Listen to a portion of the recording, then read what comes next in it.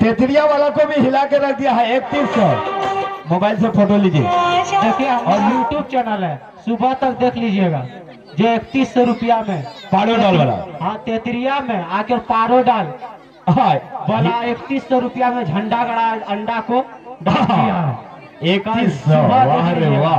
YouTube channel है मेरा सैयद जख्मी 786। हाँ देख लीजिएगा, ये भी मुहा खुल्लू देख लीजिएगा यूट्यूब में। तो चलिए कानपुर कानपुर वाला हमारे भाई साहब 3100 में। तो बच्चों को तालियां बहुत जोरदार से। आज भरी महफिल में जो कानपुर का रहने वाले खाइए खाइए खाइए भैया खाइए। आप लोग जो मोबाइल से पैसा दीजिएगा, मोबाइल से। तालियां दो जोरदार से, जोरदार से। कानपुर वाला डायरेक्ट एकदम कैश देवो, कैश नगद। मोबाइल में की देवो बोले उटा को देखे न पाते, इता देखते सामने।